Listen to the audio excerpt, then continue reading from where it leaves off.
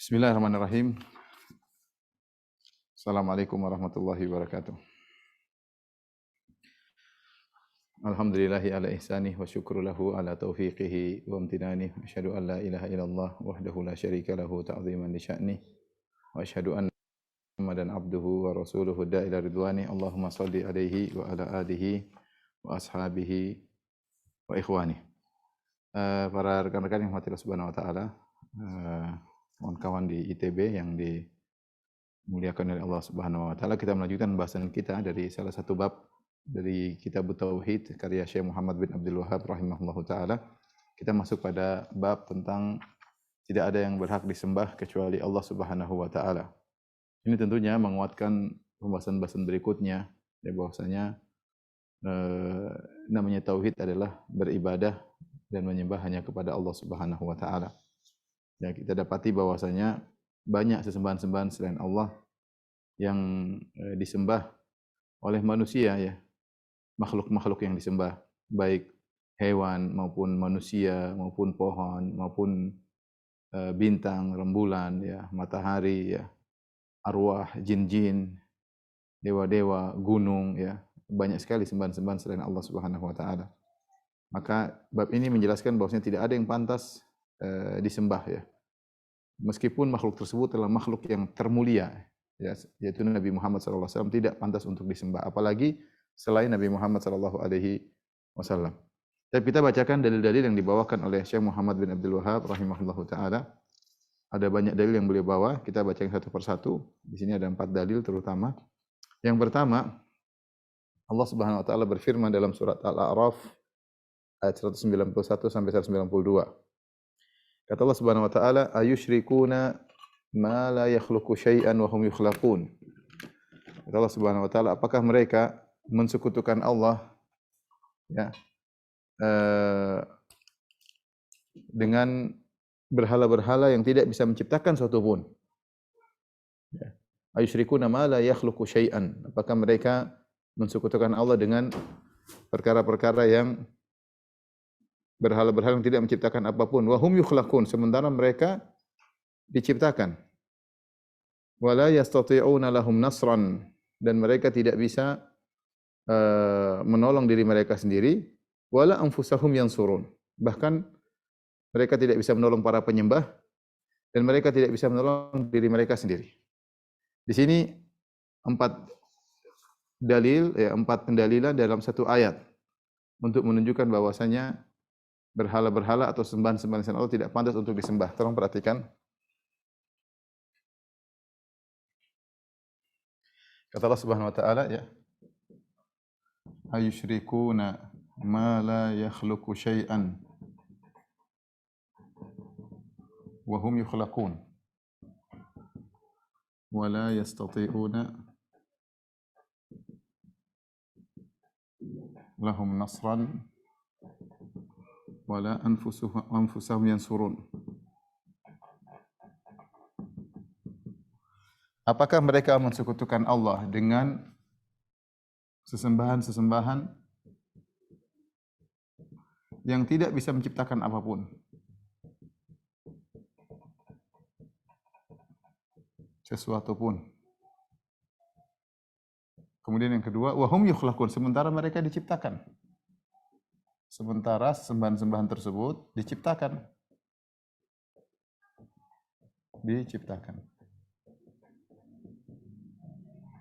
Wala yastati'una lahum nasran, sesembahan-sembahan tidak bisa menolong para penyembahnya.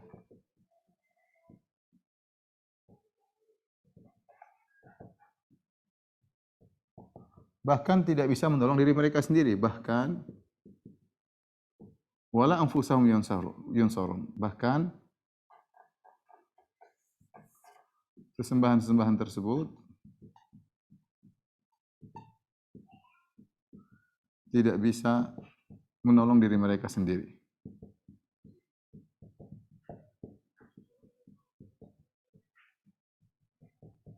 Ini sisi 4 pendalilan dari ayat ini, ya. Ini yang pertama, ini yang kedua, ini yang ketiga, yang keempat. Yang keempat, sisi ini menunjukkan tidak pantas Allah disekutukan. Kita lihat yang pertama. Ayusyrikuna ma la yakhluqu syai'an, ya. Makanya apakah kalian mensekutukan Allah dengan perkara-perkara yang tidak bisa menciptakan apa-apa? Makanya Allah mengatakan aruni madza khalaqu minal ard. Kalau memang yang kalian sembah itu berhak disembah, mana tunjukkan ciptaan mereka mana? Kalau mereka punya ciptaan ya bolehlah mereka disembah. Tapi mereka tidak bisa ciptakan apa-apa, ya. Di sini syai'an nakirah memberikan faedah keumuman, ya.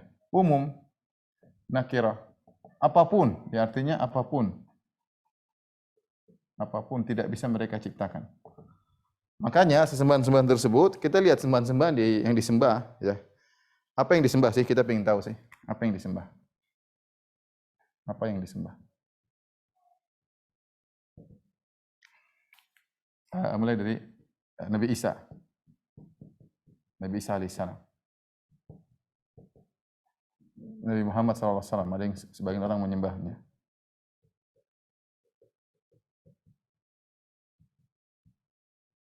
Ada yang menyembah malaikat. Ada yang menyembah jin. Ada yang menyembah misalnya api. Ada yang menyembah matahari. Yang lebih parah ada yang menyembah sapi. Ada yang menyembah monyet. Terakhir ada yang menyembah corona. Banyak yang disembah ya. Ada yang menyembah Siddhartha. Ada yang menyembah apa? Konghucu misalnya. Ya. Banyak sekali sembahan. Ada yang menyembah pohon. Dan lain-lain. Dan lain-lainnya. Ini semua diakui oleh para penyembahnya.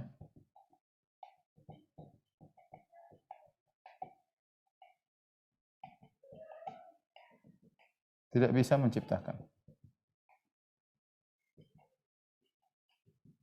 Tidak bisa menciptakan. Enggak ada. Apalagi dari satu tidak ada menjadi ada, enggak ada. Tidak bisa menciptakan. Nabi Isa alaihissalam paling banter dia hanya membuat sebuah ani akhluqu minat tini ka hayati at-tayri fa anfukhu fihi fayakunu tayran bi idznillah.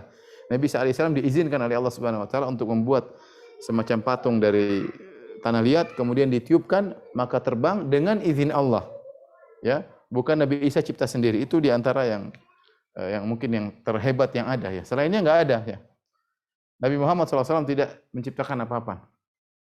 Apalagi pohon. Siddhartha juga tidak ada pengikutnya yang mengatakan Siddhartha dulu menciptakan burung, menciptakan gunung, tidak ada. Dia alam semesta sudah ada sebelum dia lahir. Alam semesta sudah ada sebelum dia lahir. Malaikat juga tidak ada yang menciptakan. Jin, apalagi nyembah sapi. Sapi tidak ada menciptakan sapi. Sapi malah butuh makan. Monyet ada yang disembah, ya. Matahari enggak ada yang menciptakan. Ya. Berhala-berhala yang disembah oleh kaum Quraisy, ya. Berhala-berhala yang disembah kaum Quraisy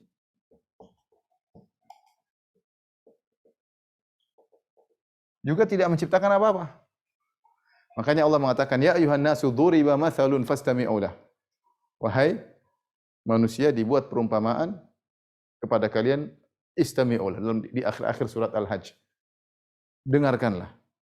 Innal ladzina tad'una min dunihi la yakhluqu dzubaban walau ijtama'u lah. Sungguhnya yang kalian sembah selain Allah itu, jin, malaikat, semua kalau mereka bergabung, lan yakhluqu dzubaban, mereka tidak bisa menciptakan seekor lalat.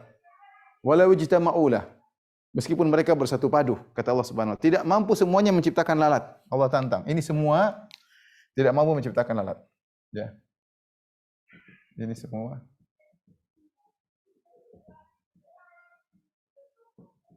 menciptakan lalat.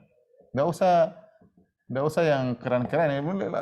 Hewan yang hina dengan mata fasetnya yang begitu lincah gerakannya, lalat ya. Tidak ada yang bisa menciptakan. Tidak ada yang bisa menciptakan.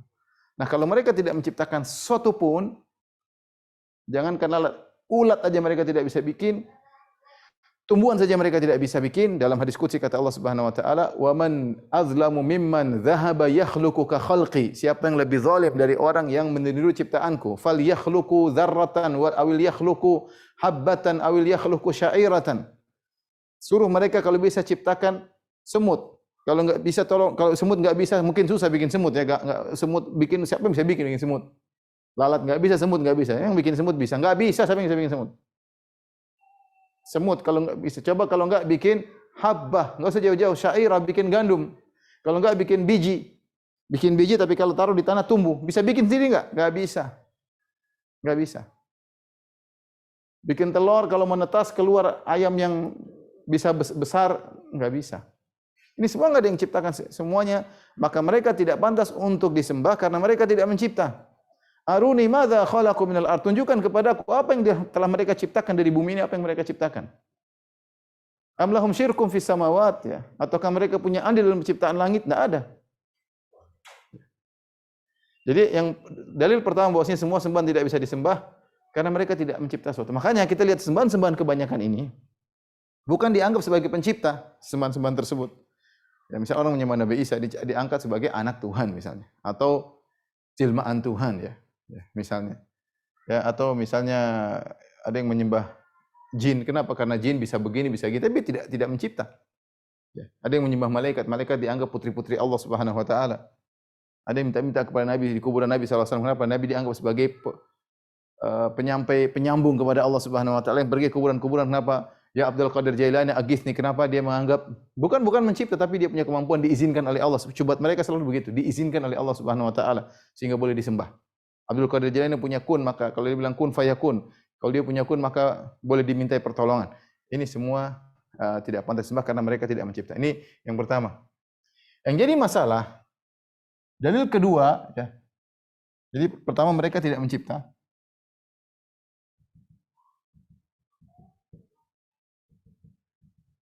Yang kedua, mereka diciptakan. Semua diciptakan. Ya. Nabi Isa, Nabi Muhammad SAW, Konghucu, malaikat jin, Siddhartha. Apa buktinya mereka diciptakan? Dulunya mereka tidak ada, kemudian ada. Buktinya, dulunya mereka tidak ada,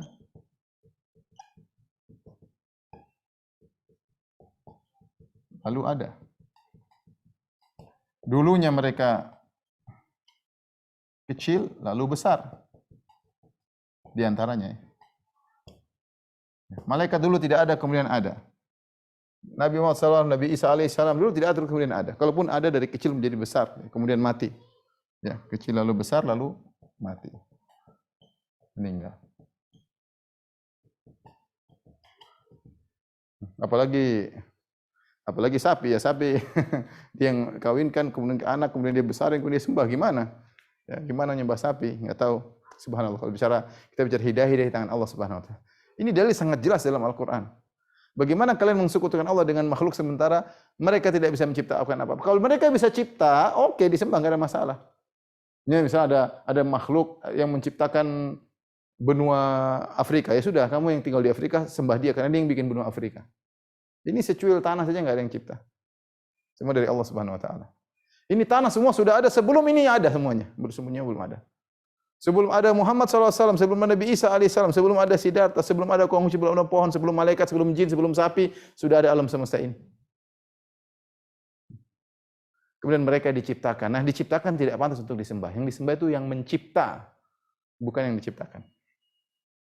Kemudian, wala yasilahum nasran, semua ini tidak pernah menolong mereka, tidak bisa menolong mereka.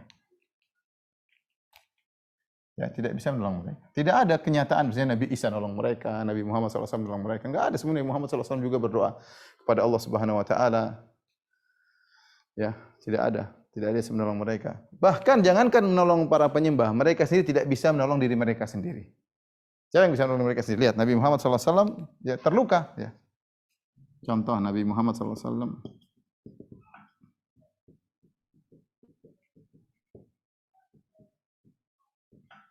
terluka dalam perang Uhud. Enggak bisa menolong diri sendiri. Nabi Isa alaihissalam ya mau ditangkap sama Romawi, oleh pihak Romawi. Siapa yang tolong dia? Allah yang tolong. Namun Allah tolong naik ke atas. Allah menolongnya.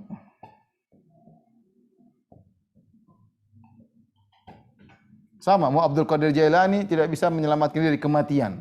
Udah, apa menyelamatkan diri? Mau hidup selamanya enggak bisa. Waktunya mati. Lagi sapi, waktunya mati. pohon waktunya rusak, monyet waktunya, matahari nanti ada waktunya akan hancur. Ya. Jadi ini 4 perkara yang menjadikan semua tidak pantas untuk disembah. Bagaimana mau disembah sementara mereka memiliki 4 sifat ini? 4 sifat yang menjadikan mereka tidak pantas untuk disembah. Ya.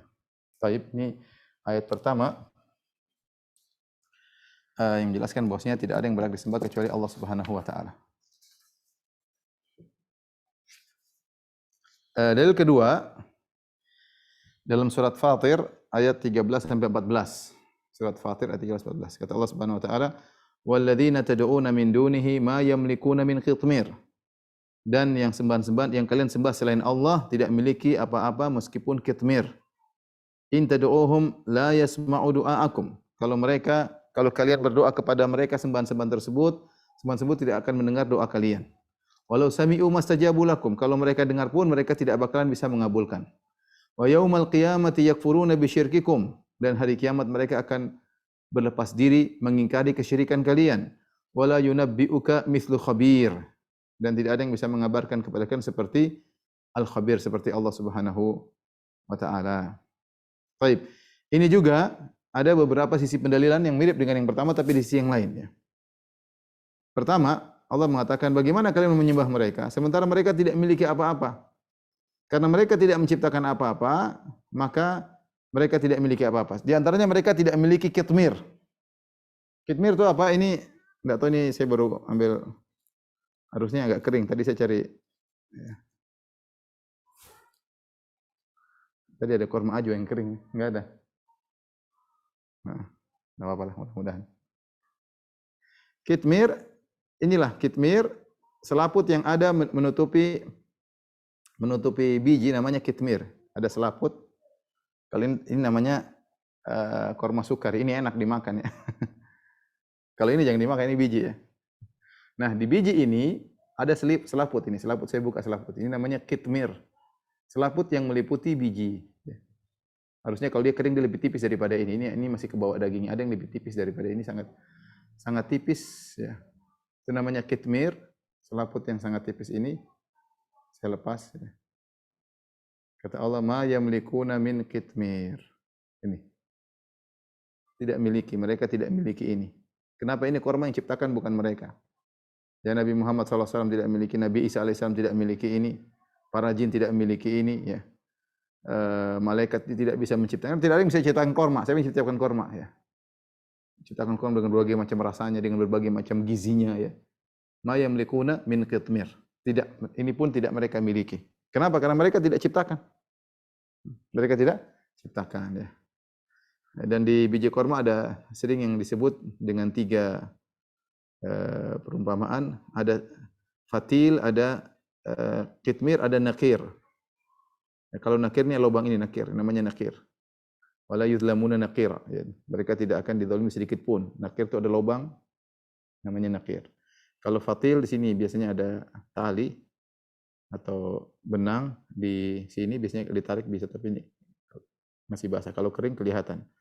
Ada tali di sela-sela ini, sela-sela, namanya fatil. Tapi intinya, ikhwan dan akhwat yang rahmatillah subhanahu wa ta'ala, ini saya ingin menyampaikan bahwasanya bagaimana mereka mau disembah sementara mereka tidak memiliki apa-apa. Kita semua ini innalillahi wa inna ilaihi raji'un. Kita ini semua milik Allah. Dia tidak bisa menguasai secara sempurna. Buktinya kita bakalan mati. Buktinya kalau Allah ingin ambil kehendak Allah. Tahu-tahu diambil oleh Allah, tahu-tahu dicuri oleh orang. Cara Allah mengambil apa yang kita miliki mudah. Jangankan harta kita, nyawa kita bisa diambil oleh Allah Subhanahu wa taala ya. Ini yang pertama. Makanya mereka tidak pantas disembah karena mereka tidak memiliki apa-apa. Kemudian yang kedua, in tad'uuhum la yasma'u du'aakum.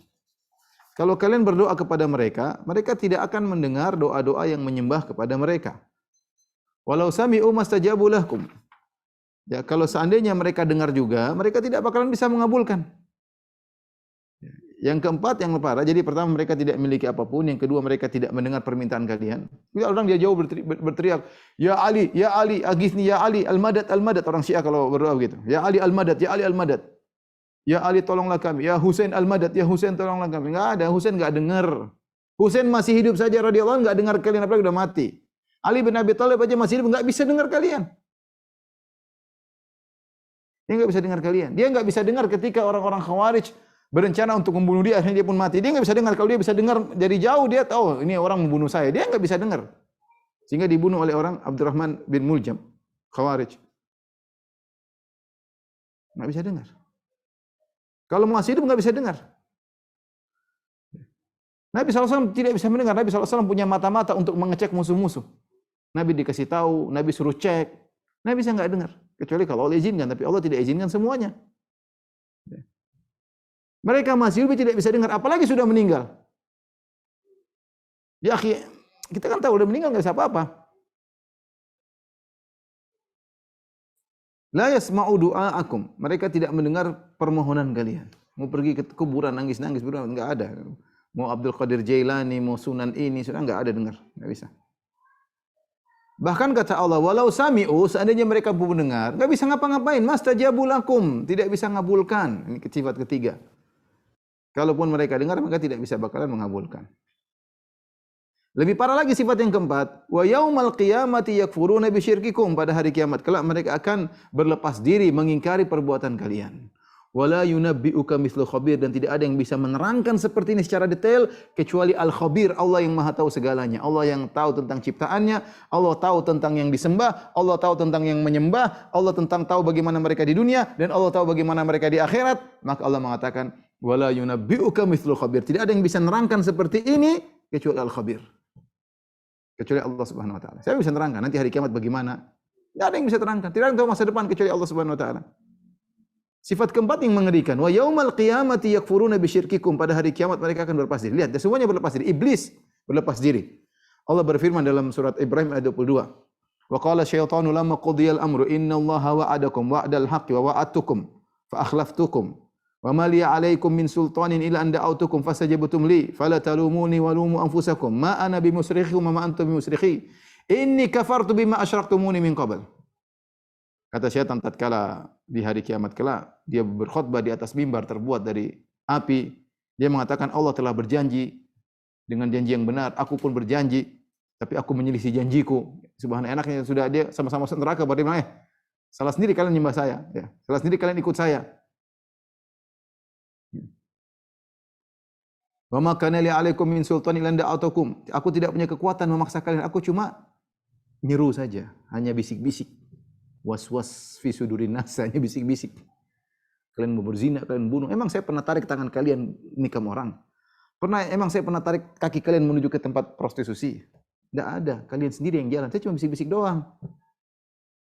Illa anda autukum, saya cuma ngomong, fastajabtum li, tapi kalian ngikutin aku. Fala talumuni, maka jangan cela aku, wahai penghuni neraka. Walumu anfusakum, cela diri kalian sendiri. Ma ana bimusrikhikum, aku tidak bisa nolong kalian. Wa ma antum bimusrikhi, kalian juga tidak bisa nolong aku. Kemudian setan bilang apa? Inni kafartu bima asyraktumuni min qabl. Aku berlepas diri, aku mengingkari kesyirikan kalian sebelumnya. Inna zalimina lahum adzabun alim. Orang-orang zalim, orang-orang musyrikin dapat mendapatkan azab yang pedih. Setan berlepas diri. Ini perkara yang menyakitkan bagi para penghuni neraka jahanam. Sama malaikat pun yang disembah berlepas diri pada hari kiamat kelak. Ada yang nyembah malaikat, ada. Musyrikin Arab dulu menganggap malaikat putri-putri Allah, mereka sembah. Kata Allah, wa yauma yahsyuruhum jami'an thumma yaqulul malaikati ahaula'i iyyakum kanu ya'budun. Ketika Allah kumpulkan mereka seluruhnya, kemudian Allah berkata kepada para malaikat, apakah dulu kalian disembah oleh mereka ini? Kalian disembah oleh mereka ini? Apa kata malaikat? Qalu subhanaka anta waliyuna min dunihim bal kanu ya'budunal jinna aktsaruhum bihim mu'minun. Maha suci Engkau ya Allah. Engkau lah pelindung kami, bukan mereka. Bal kanu, mereka tidak pernah menyembah kami ya Allah. Bal kanu ya'budunal jinna, mereka dulu menyembah jin. Rupanya jin-jin dulu bohongin mereka, ngaku sebagai malaikat. Datang kepada mereka pakai baju putih, datang kepada mereka ngajarin ilmu inilah, ilmu kanuragan lah, macam-macam lah. Mengabarkan kepada mereka masa depan lah. Ini malaikat utusan Tuhan, itu jin semua yang mereka sembah. Bal kanu ya'budunal jinna, mereka dulu menyembah jin, aktsaruhum bihim mu'minun, kebanyakan mereka beriman kepada jin. Malaikat berlepas diri. Di antara yang disembah siapa? Nabi Isa alaihissalam disembah oleh miliaran manusia. Miliaran. Bukan satu dua ekor yang menyembah, miliaran. Hidayah di tangan Allah. Kita bersyukur pada Allah tidak menyembah makhluk. Islam agama tauhid. Ya. Agama yang logis. Miliaran manusia nyembah menyembah manusia yang namanya Nabi Isa alaihissalam. Apakah Nabi Isa akan bela mereka sedikit pun? Enggak, sama sekali. Nabi Isa tidak mengatakan, ya Allah kasihan mereka, mereka niatnya baik. Enggak ada Nabi Isa ngomong begitu. Enggak ada. Niat mereka baik, ya Allah, mereka maksudnya mengagungkan Engkau, ya Allah. Enggak ada ngomong begitu Nabi Isa. Enggak ada. Mereka saking mengagungkan aku sehingga mereka anggap aku adalah anakmu, ya Allah. Maafkan mereka. Enggak ada Nabi Isa ngomong. Nabi Isa berlepas diri. Allah berfirman, wa idh qala Allahu ya Isa bin Maryam, a anta qulta lin-nasi ittakhiduni wa ummi ilahaini min dunillah. Allah bertanya kepada Nabi Isa di hadapan para penyembahnya. Tatkala Allah berkata kepada Isa, wahai Isa ibn Maryam, putra Maryam, apakah engkau pernah memerintahkan kepada manusia, jadikanlah aku dan ibuku sebagai dua Tuhan selain Allah? Allah tanya. Allah sudah tahu, tapi Allah ingin tegakkan hujah di hadapan para penyembahnya. Miliaran manusia yang sudah meninggal miliaran, yang masih hidup miliaran. Qala subhanaka ma yakunu li an aqula ma laysa li bihaq. Maha suci Engkau ya Allah, aku tidak pantas bagiku untuk mengucapkan apa yang tidak benar. In kuntu qultu faqad alimta. Seandainya saya pernah ngomong begitu ya Allah, sekali saja pasti Engkau sudah tahu ya Allah. Saya tidak pernah ngomong seperti itu. Ta'lamu ma fi nafsi wala a'lamu ma fi nafsik. Engkau tahu apa yang ada di diriku, jangankan yang aku ucapkan, yang aku sembunyikan pun Engkau tahu. Wala a'lamu ma fi nafsik, adapun aku tidak tahu apa yang ada pada dirimu. Innaka anta allamul ghuyub, engkau mengetahui segala perkara yang gaib. Kemudian kata Nabi Isa, ma qultu lahum illa ma amartani bihi. Aku tidak pernah berkata kepada mereka kecuali yang kau perintahkan kepadaku. Ani ibudullaha rabbi wa rabbakum. Sembahlah Allah, Rabbku dan Rabb kalian. Wa kuntu alaihim syahidan ma dumtu fihim. Waktu aku masih hidup aku menyaksikan mereka. Falamma tawaffaitani, tatkala kau wafatkan aku, kau angkat aku. Kunta antar raqiba alaihim, engkau yang mengawasi mereka. Wa anta ala kulli syai'in syahid. Ya. Dan engkau maha kuasa atas segala sesuatu. Nabi Isa berlepas diri, tidak pernah ngajarin sama sekali seperti itu. Ya. Semua sembahan-sembahan yang disembah berlepas diri. Allah Subhanahu wa taala berfirman, "Wattakhadhu min dunillahi alihatan liyakunu lahum izza." Mereka mengambil sembahan-sembahan selain Allah untuk menguatkan mereka. Kata Allah, "Kalla, sekali-sekali tidak. Sayakfuruna bi ibadatihim wa yakununa alaihim dhidda." Bahwasanya sembahan-sembahan tersebut akan mengingkari perbuatan mereka dan akan menjadi musuh bagi mereka pada hari kiamat kelak. Allah juga berfirman dalam surat Al-Ahqaf, "Wa man adhallu mimman yad'u min dunillahi man la yastajibu lahu ila yaumil qiyamah wa hum an du'aihim ghafilun." Siapa yang lebih sesat dari orang-orang yang berdoa kepada selain Allah yang tidak bisa mengabulkan doa mereka sampai hari kiamat. Wa hum an du'aihim ghafilun, yang disembah lalai dari apa yang dari para penyembah. Mereka tidak pernah dengar para penyembah tersebut, mereka tidak tahu sama sekali. Wa idza husyiran nasu, tatkala manusia sudah dikumpulkan antara yang menyembah dan disembah, kanu lahum a'daan, yang disembah menjadi musuh bagi yang menyembah. Wa kanu bi ibadatihim kafirin, mereka mengingkari peribadatan yang selama ini ditujukan kepada mereka waktu di dunia. Ini semua dalil bahwasanya para sembahan-sembahan tersebut tidak berhak untuk disembah. Yang berhak disembah hanyalah Allah semata. Baik. Kita lanjutkan dalil ketiga. Ingat Allah mengatakan wala yunabbi'uka mithlu khabir. Tidak ada yang bisa mengabarkan seperti Allah. Ya Allah yang tahu ini semua. Detail-detail gini Allah yang tahu semuanya. Saya punya teman cerita, dia punya teman beragama Nasrani.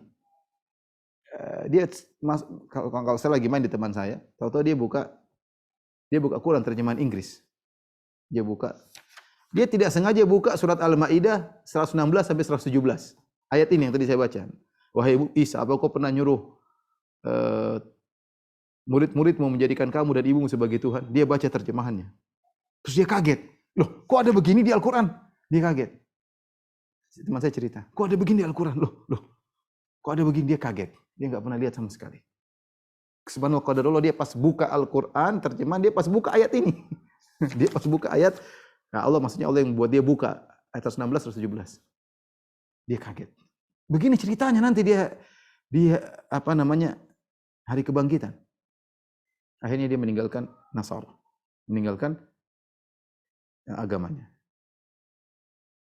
Tuhan yang kalian sembah akan berlepas diri pada hari kiamat. Waliyadzubillah. Mengerikan, menyedihkan. Makanya Umar bin Khattab ketika melihat seorang pendeta, Umar bin Khattab nangis. Amilatun nasibah. Kasihan mereka ini. Sudah ibadah susah-susah di dunia, capek-capek, kemudian tersisa di neraka jahanam. Amilatun nasibah. Ad-dhalin. Sesat, beribadah, tidak pakai ilmu. Seperti ini, nyembah. Manusia disembah. Nabi Isa diciptakan, Nabi Isa makan, Nabi Isa minum, Nabi Isa tidur, Nabi Isa ketakutan, Nabi Isa berdoa, Nabi Isa sholat, Nabi Isa sujud, ya. Nabi Isa mati, disembah. Kok bisa? Kok bisa manusia disembah? Ya. Dia akan berlepas diri pada hari kiamat kelak. Taib. Dalil ketiga dalam hadis dalam Bukhari dan Muslim dari Anas bin Malik radhiyallahu anhu, ketika perang Uhud, kepala Rasulullah SAW terluka. Sujjan Nabiyyu sallallahu alaihi wasallam wa kusira rubaiyatuhu, dan gigi beliau pecah. Di sini terjemahan salah ya di buku yang ini, bukunya saya tadi. Ditulis gigi geraham beliau pecah, bukan gigi geraham. Rubaiyah itu di sini. Ya. 4 gigi ini salah satunya. Ya. Bukan gigi geraham. Salah terjemah. Itu gigi bagian depan beliau. Pecah. Bayangkan wajah penuh darah, Nabi SAW perang Uhud, tidak bisa menyelamatkan dirinya sendiri. Wajah berlumuran darah. Sampai Fatimah membersihkan darah dari wajah Nabi SAW. Gigi pecah. Nabi berkata ketika itu, "Kaifa yuflihu qaumun syajju nabiyahum?" Bagaimana bisa beruntung suatu kaum yang melukai wajah Nabi mereka? Wa huwa yad'uuhum ilal Islam. Padahal Nabi tersebut menyuruh mereka untuk masuk surga. Menyuruh mereka untuk masuk Islam, malah dilukai sampai berlumuran darah. Nabi berkata, "Kaifa yuflihu?" Bagaimana bisa beruntung kaum seperti ini? Nabi mengucapin gitu, bukan dia sok apa, cuma dia tidak sok sama sekali, tidak ujub sama sekali. Cuma dia bilang, bagaimana kaum begini bisa beruntung? Ya, sulit mendapat hidayah. Nabi aslinya menurut ijtihad Nabi SAW. Menurut ijtihad Nabi, kaum seperti ini nggak bakalan dapat hidayah. Gimana mau beruntung? Allah tegur, subhanallah. Allah tegur, karena Dia adalah Tuhan yang maha tahu segalanya. Dia yang mengatur segalanya. Idza arada syai'an yaqul lahu kun fayakun. Jika menginginkan sesuatu tinggal bilang kun, jadi maka jadilah. Allah turunkan ayat menegur Nabi SAW. Laisa laka minal amri syai'un aw yatuba alim aw yu'adzibahum fa innahum zalimun. Tidak ada sedikit pun campur tanganmu dalam urusan mereka itu, wahai Muhammad. Wahai Rasulullah, kau tidak punya urusan dalam hidayah mereka, bukan urusanmu. Laisa laka minal amri syai'un, kau tidak punya urusan sedikit pun masalah urusan hidayah mereka. Au yatuba alaihim, siapa tahu Allah menerima taubat mereka, mengilhamkan taubat mereka. Au yu'adzibuhum, atau mereka Allah azab mereka, fa innahum zalimun, karena mereka zalim, terserah Allah Subhanahu wa taala. Bukan urusan Nabi. Dan benar, ternyata kaum yang Nabi mengatakan kaifa yuflihu qaumun syajju nabiyhum, bagaimana bisa beruntung kaum seperti ini? Banyak di antara mereka masuk Islam. Jadi pejuang-pejuang Islam.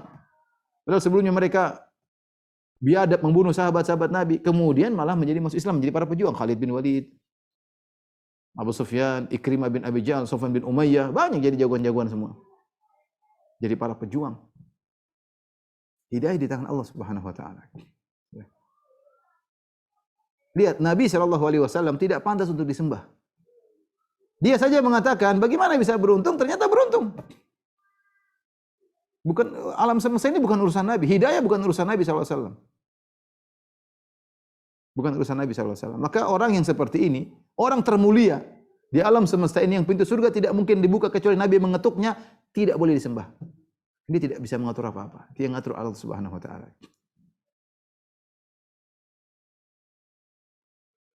Demikian dalam riwayat dalam Sahih Bukhari dari Ibnu Umar, suatu kali Nabi SAW setiap kali hendak berdiri dari ruku pada rakaat terakhir dalam salat subuh, Rasulullah SAW kunut nazilah. Rakaat terakhir salat subuh Rasulullah SAW berdoa, Allahumma al'an fulan wa fulanan. Allah laknatlah si fulan dan si fulan. Allahumma al'an fulanan wa fulan. Ya Allah, laknat si fulan dan si fulan. Siapa si fulan tersebut? Disebutkan Allah, Nabi mendoakan Sufyan bin Umayyah, Suhail bin Amr, Al-Harits bin Hisham. Laknatlah 3 orang ini ya Allah. Nabi sebut namanya dalam laknat tersebut. Allahumma al'an fulanan wa fulan. Nabi sebut namanya. Lihat, Nabi berdoa demikian dalam salat subuh, dalam kunut nazilah, yang aminkan para sahabat, ada Abu Bakar, ada Umar, ada Ali, ada Utsman. Sahabat bilang amin, amin, amin, amin. Apakah dikabulkan doa Nabi? Jawabannya tidak. Allah malah kirim teguran. Laisa laka minal amri syai'un, bukan urusan wahai Muhammad, masalah urusan hidayah. Dan ternyata mereka akhirnya masuk Islam. Mereka ternyata masuk Islam. Apa maksud saya Muhammad bin Abdullah membawakan kisah Nabi terluka kemudian bilang suatu kaum tidak akan beruntung, ternyata Allah tegur. Kisah Nabi berdoa menyebut nama-nama agar dilaknat, ternyata Allah tegur. ya, maksud dari Syekh Abdul Wahab rahimahullah taala wallahu alam bisawab ya. Maksudnya bahwasanya Nabi sallallahu alaihi wasallam yang luar biasa seperti ini, manusia termulia, yang pintu surga tidak bisa terbuka kecuali yang mengutusnya Nabi. Dia pun tidak bisa mengatur apa-apa. Dia tidak bisa mengatur apa-apa. Makanya ada seorang yang pernah berkata dalam tulisannya, fa inna Nabi sallallahu alaihi wasallam hayyad darain, ya, hayyud darain. Itu artinya mutasarrifun fi ahwaliha ya. Nabi mengatur urusan umatnya setelah meninggal. Ini gimana ngatur urusan umatnya setelah meninggal? Mana Nabi pernah ngatur urusan umatnya setelah meninggal? Nabi pernah keluar ngurusin kita, ngurusin politik kita, ngurusin ekonomi kita? Enggak ada. Ini berlebih-lebihan kepada Nabi sallallahu alaihi wasallam. Ya. Kalau Nabi saja yang doanya sangat dikabulkan, diaminkan oleh para sahabat, ditegur oleh Allah Subhanahu wa taala, ya. Ini menunjukkan bahwasanya dia tidak berhak disembah sama sekali. Kalau yang berhak disembah itu yang ngatur alam semesta boleh disembah. Ini enggak bisa ngatur apa-apa. Cuma berdoa yang keputusan di tangan Allah Subhanahu wa taala. Nah, ini Muhammad sallallahu alaihi wasallam tidak bisa ngatur apa-apa, gimana mau disembah? Ini padahal Muhammad sallallahu alaihi wasallam manusia termulia yang Allah wajibkan kita harus lebih cinta kepada Muhammad sallallahu alaihi wasallam daripada ayah kita, daripada ibu kita, daripada seluruh manusia, daripada diri kita sendiri. Yang Allah mewajibkan kita harus rela mengorbankan jiwa raga kita untuk membela dia. Yang Allah menggantungkan kecintaannya kepada kita kalau kita ngikuti dia sallallahu alaihi wasallam. Itu pun tidak boleh disembah, tidak bisa ngatur apa-apa. Gimana lagi Abdul Qadir Jailani rahimahullahu taala? Gimana lagi Sunan Fulan dan Sunan Fulan? Gimana lagi Ahmad Badawi, Sayyid Ahmad Badawi rahimahullahu taala? Mau dipanggil-panggil, mau diminta tolong-tolong. Ya Ali al-Madad al-Madad, ya Ali pertolongan, ya Husain, syirik semua ini, enggak boleh. Saya pernah dengar ceramah ada seorang dai dari Surabaya, orang tua, orang Arab ya. Dia negur sebagian orang-orang yang kalau dalam kondisi terdesak dia mengatakan, "Ya Abdul Qadir Jailani, al-Madad al-Madad. Wahai Abdul Qadir, tolong pertolonganmu, aghithni." Kemudian dia bantah, saya lucu cuma dia bilang begini, pakai bahasa Jawa. Dia bilang, "Mana Abdul Qadir Jailani? Suruh tangiyo, maksudnya suruh bangun dari kuburanmu. Suruh tangi dari kuburan, enggak bisa bangun, gimana mau tolong kamu bangun dari kuburannya enggak bisa." Cuma orang kalau sudah bicara syirik kadang-kadang enggak jalan akal enggak jalan. Tapi enggak usah heran orang penyembah Nabi Isa saja miliaran, penyembah berhala juga miliaran, terus ya wajarlah. Ya begitulah. Ya tugas kita menyampaikan hidayah di tangan Allah Subhanahu wa taala. Dalil yang terakhir yang dibawakan oleh Syekh Abdul Wahab, hadis dalam Sahih Bukhari juga dari Abu Hurairah, ketika diturunkan firman Allah kepada Rasulullah SAW, "Wa anzir ashiratakal aqrabin." Berilah peringatan kepada kerabatmu yang terdekat.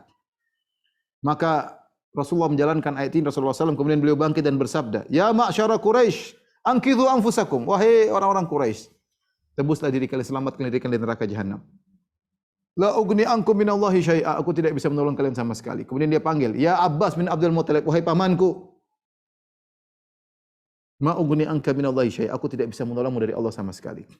Ya Safiyatu ammatu Rasulillah, wahai Safiyah bibinya Rasulullah. Anqidhi nafsak, selamatkan dirimu. Ma ugni anki minallahi syai'a. Aku tidak bisa menolong kamu sama sekali. Ya Fatimatu bintu Rasulillah, wahai Fatimah putri Rasulullah. Salini mimali ma syi'ti, mintalah harta dariku yang kau inginkan. La ugni anki minallahi syai'a. Aku tidak bisa menolong kau sama sekali. Mama anta tunqidhu man finnar, ya. Jadi Rasulullah mengatakan, aku tidak bisa selamatkan. Kalian harus selamat dengan amal kalian sendiri. Ustaz, apakah tidak ada syafaat? Ada syafaat. Rasulullah kasih syafaat, apalagi syafaatnya Nabi SAW. Apalagi kepada Ahlul Bait. Tentu sangat luar biasa. Tapi syaratnya kamu harus tidak boleh syirik. Kamu harus punya amal soleh supaya bisa diselamatkan. Adapun mengandalkan saya adalah Ahlul Bait selamat, ini tidak bisa. Rasulullah SAW telah bersabda, "Man batta'a bihi amaluhu lam yusri' bihi nasabuh." Siapa yang lambat amalnya, nasabnya tidak bisa mempercepat dia, enggak ada manfaatnya.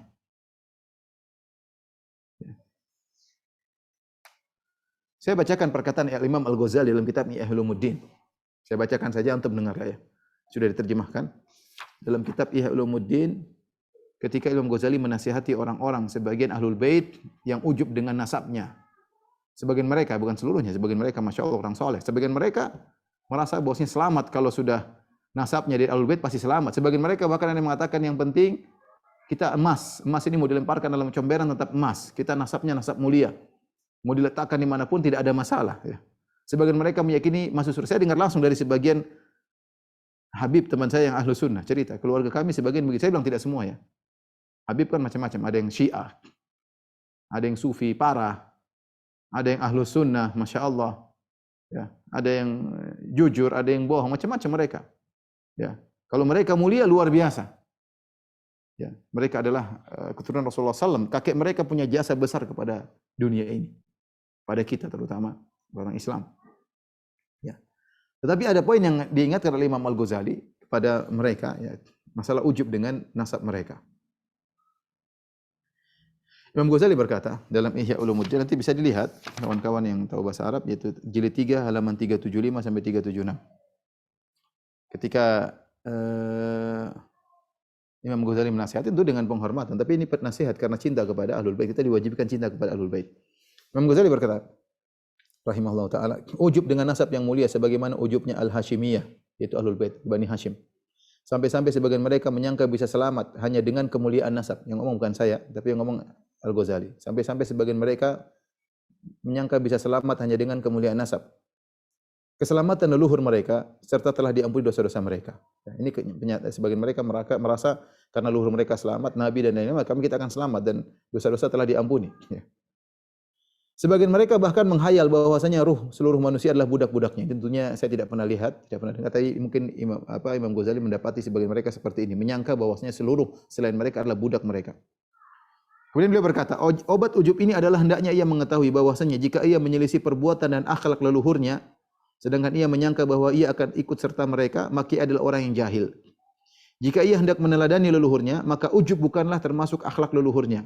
Akhlak para leluhurnya adalah rasa khauf, takut, tawadhu, merendahkan diri, menghormati manusia, dan mencela jiwa nafsu mereka. Sungguh mereka para leluhur telah mencapai kemuliaan dengan ketaatan dan ilmu serta akhlak-akhlak yang terpuji. Mereka tidaklah meraih kemuliaan dengan nasab. Leluhur dulu tidak meraih kemuliaan dengan nasab. Maka hendaklah mereka mencari kemuliaan dengan perkara-perkara yang dengannya para leluhurnya menjadi mulia. Betapa banyak orang yang senasab dan sesuku dengan leluhur mereka, namun mereka tidak beriman kepada Allah dan hari akhir. Dan mereka di sisi Allah lebih buruk dan hina daripada anjing dan babi. Karenanya Allah berfirman, Ya ayuhan nas, inna khalaqnakum min dzakarin wa untha. Wahai manusia, sungguhnya kami menciptakan kamu dari seorang laki dan seorang wanita. Yaitu tidak ada perbedaan pada nasab-nasab kalian. Karena kalian sejatinya berasal dari asal yang sama. Kemudian Allah menyebutkan faedah nasab, wa ja'alnakum syu'uban wa qabaila lita'arafu. Apa faedah nasab? Dan kami menjadikan kalian berbangsa-bangsa, bersuku-suku supaya kalian saling kenal mengenal.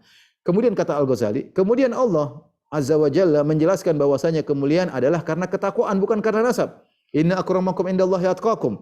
Sungguhnya orang yang paling mulia di antara kalian adalah yang paling bertakwa di antara kalian. Masih lanjut perkataan Ghazali, bukan perkataan saya.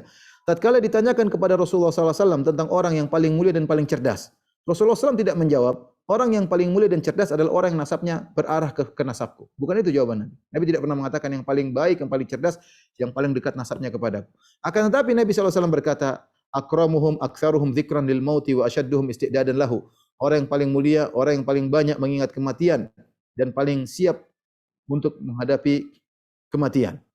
Dan Nabi SAW pernah bersabda, Inna Allah Azza wa Jalla qad adhaba ankum ubiyyatal jahiliyah wa fakhraha bil aba, mu'minun taqi, fajirun syaqi, antum banu Adam wa Adam min turab. Kata Nabi, sungguhnya Allah telah menghilangkan dari kalian kesombongan ala jahiliyah dan kebanggaan kalian dengan nenek moyang. Yang ada adalah orang beriman yang bertakwa dan orang jahat yang sengsara. Cuma dua. Beriman bertakwa, orang jahat sengsara. Kalian adalah keturunan Adam dan Adam tercipta dari tanah. Dan Nabi Muhammad SAW pernah bersabda, Inna awliya'i yawmal qiyamatil muttaqun, wa in kana nasabun aqraba min nasabin, fala ya'tini nasu bil a'mali wa ta'tuna bid dunya tahmilunaha ala riqabikum, fatakuluna ya Muhammad, fa'aqulu hakadha wa hakadha, la wa a'rada fi kila itfaihi. Sungguhnya wali-waliku pada hari kiamat adalah orang-orang yang bertakwa.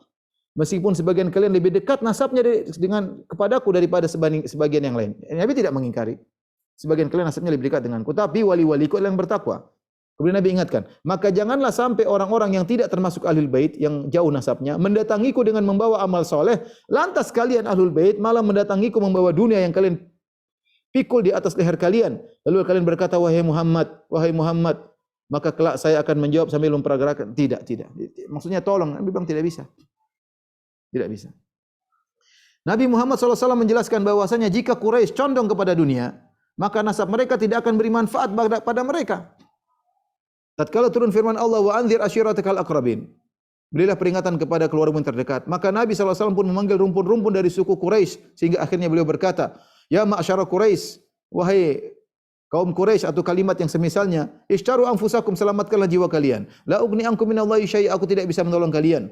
Ya Bani Abdi Manaf, wahai anak-anaknya Bani Abdi Manaf, la ugni ankum minallahi syai', aku tidak bisa tolong kalian. Ya Abbas bin Abdul Muttalib, wahai Abbas paman Nabi, la ugni ankum minallahi syai', aku tidak bisa tolong engkau sama sekali. Wa ya Safiyatu ammatu Rasulillah, wahai Safiyah bibinya Rasulullah, la ugni anki minallahi syai', aku tidak bisa tolong engkau wahai bibiku. Wa ya Fatimatu bintu Muhammadin salini ma syi'ti min mali, wahai Fatimah putri Muhammad, mintalah harta dariku, la ugni anki minallahi syai', aku tidak bisa tolong engkau sama sekali. Ahlul Bait yang menyadari, masih perkataan Ghazali, Ahlul Bait yang menyadari bahwasanya hakikat kemuliaannya adalah sesuai dengan kadar ketakwaannya dan bahwa kebiasaan leluhurnya dahulu adalah rendah hati, maka ia akan meneladani mereka dalam ketakwaan dan rendah hati. Jika dia malah bersikap sebaliknya, maka secara tidak langsung ia telah menodai nasabnya sendiri, walaupun jarak nasab antara dirinya dengan leluhurnya sangat dekat. Selesai nukilan dari Al-Ghazali. Oleh karenanya, seorang yang menyelamatkan amalan dia. Kalau dia beramal saleh, maka dia akan mudah mendapatkan syafaat dari leluhurnya.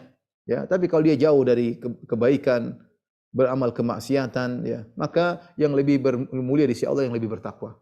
Ya, kalau ini Ahlul Bait, ini bukan Ahlul Bait, tapi satunya lebih bertakwa, mana lebih mulia di sisi Allah? Yang lebih mulia yang ini. Inna akramakum indallahi atqakum. Yang paling mulia adalah yang paling bertakwa. Tapi kalau sama-sama takwa, tentu yang Ahlul Bait, karena dia memiliki plus, nilai plus. Darahnya darah spesial, keturunan Nabi SAW yang punya jasa besar terhadap kita semua. Wallahu a'lam bishawab. Inilah yang bisa kita sampaikan pada kesempatan kali ini. Ikhwan dan akhwat yang dirahmati Allah Subhanahu wa taala, ya. Bahwasanya tidak ada yang berhak disembah kecuali Allah Subhanahu wa taala, dan seorang jangan menggantungkan surganya kepada orang lain. Ya, dia yang mempengaruhi dia masuk surga tidaklah amal dia. Kalaupun ada bicara syafaat, syafaat pun hanya bisa dia peroleh kalau Allah izinkan. Bagaimana Allah izinkan dapat syafaat kalau dia bertakwa kepada Allah Subhanahu wa taala, ya. Jangan sampai kita menggantungkan karena ikut Syekh fulan, karena ikut ini fulan, enggak. Masing-masing dengan amalnya sendiri-sendiri. Tadi sudah kita jelaskan, ya. Nasab, kemudian nasihat tadi Al-Ghazali, nasab saja tidak bisa menolong seorang. Tidak ada namanya anak Nabi kemudian pasti masuk surga. Tidak ada. Ya. Apakah semua keturunan Nabi pasti masuk surga? Allah sudah menjelaskan, ya, dalam Al-Quran bahwasanya sebagian anak-anak Nabi kufur kepada Allah Subhanahu wa taala. Contoh nyata adalah anaknya Nabi Nuh alaihissalam kufur kepada Allah Subhanahu wa taala. Allah juga berfirman, coba dibuka surat As-Saffat ayat 112 sampai 113. Wa basyarnahu bi Ishaq. Kami beri kabar gembira kepada Ibrahim tentang Ishaq, nabiyyan minas salihin. Dia adalah seorang nabi dari kaum salihin. Wa barakna alaihi wa ala Ishaq. Dan kami berkahi Ibrahim dan Ishaq. Wa min dzurriyyatihima, dan keturunan mereka berdua, muhsinun, ada yang baik, wa dzalimun li nafsihi mubin, dan ada di antara mereka yang zalim kepada dirinya. Ternyata keturunan Ibrahim dan Ishaq ada yang soleh, ada yang tidak soleh. Contoh yang tidak soleh, contohnya orang Yahudi. Orang Yahudi semua keturunan Nabi, mereka anggap keturunan Nabi. Ya, semua Yahudi keturunan Nabi.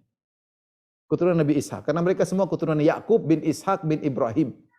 Silsilah emas, emas paling emas, sudah super emas. Ya, keturunan Yakub bin Ishaq bin Ibrahim. Tapi apakah semua orang Yahudi masuk surga? Jawabannya tidak. Ya. Asy-Syaukani rahimahullah mengomentari ayat ini, dia mengatakan, bal inna ma yantafi'una bi a'malihim la bi abaihim. Sungguhnya mereka hanya mengambil manfaat dari amalan mereka, bukan dari nenek moyang mereka.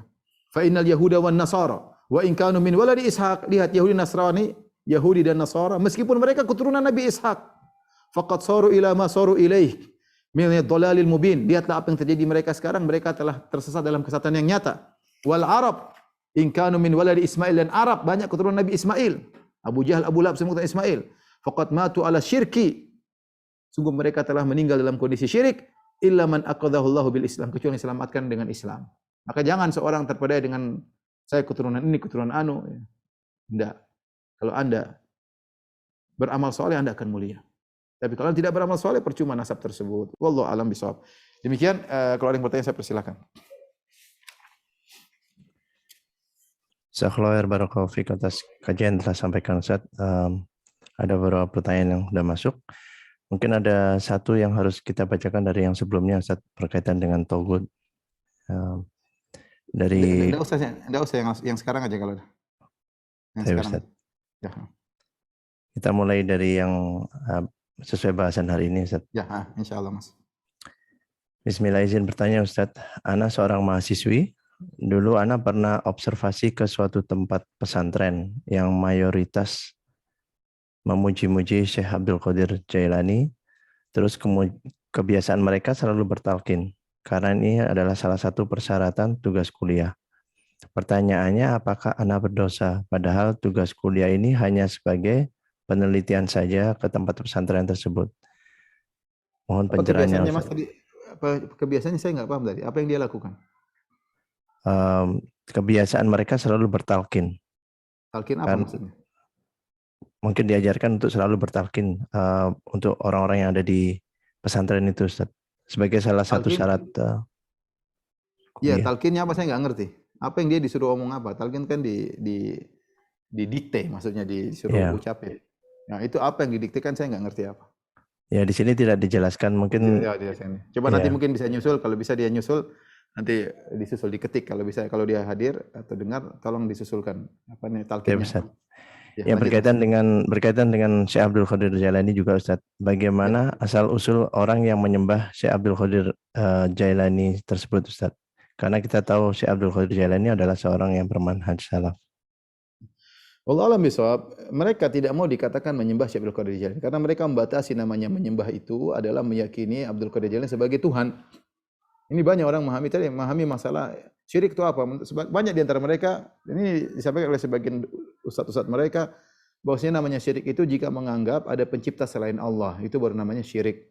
Mereka larikan kepada tauhid rububiyah. Padahal syirik itu ada di tauhid rububiyah, ada juga tauhid uluhiyah. Tatkala seorang melakukan peribadatan kepada selain Allah, maka itu adalah syirik. Di antaranya meminta pertolongan dalam kondisi terdesak, mengatakan ya Abdul Qadir Jailani aghithni ya Abdul Qadir, tolong aku dalam kondisi susah, panggillah namanya. Ini sudah pernah kita singgung dalam syarah Al-Qawaidul Arba' dan yang lainnya. Kebiasaan sebagian orang ketika dalam kondisi terdesak mereka panggil nama-nama wali tersebut. Ya wali-wali tolonglah kami, tolonglah kami. Mereka menganggap, kalau kamu minta tolong sama Allah, kamu siapa? Emang Allah dengar kamu? Kita ini manusia terlalu banyak, Allah tahu kamu. Kamu siapa? Harus lewat perantara, yaitu minta tolong sama Abdul Qadir Jailani. Abdul Qadir Jailani minta tolong sama Allah. Jadi mereka meyakini seakan-akan bisa jadi Abdul Qadir Jailani akan minta kepada Allah atau telah diberikan hak untuk memberi pertolongan. Sebagaimana dalam kitab Jawahirul Ma'ani, ya, dikatakan Abdul Qadir Jailani telah diberikan kun. Kalau dia bilang kun maka fayakun. Jadi ini syirik dalam rububiyah balah. Ya, sehingga sebagian mereka meyakini bahwasanya wali-wali ini diberi kekuasaan oleh Allah untuk bertindak, untuk mengatakan kun, untuk mengatur ini kayak, untuk mengatur anu kayak, bukan sebagai pencipta, tapi diberi wewenang oleh Allah Subhanahu wa taala. Akhirnya disembah. Jadi sebab disembah seperti itu ya. Wallahu a'lam bishawab. Jazakallahu Ustaz. Sambil menunggu yang tadi talqin belum ada Ustaz. Ini berkaitan dengan Ahlul Bait Ustaz. Assalamualaikum Ustaz. Berkaitan dengan hadis Kitabullah dan Idrati Ahlul Bait, pernyataannya Ahlul Bait yang seperti apa yang harus kita ikuti? Karena ada Ahlul Bait yang akidahnya menyimpang, seperti membolehkan minta didoakan sama orang yang sudah meninggal, menolak Allah Azza wa Jalla di atas ars dan lain sebagainya.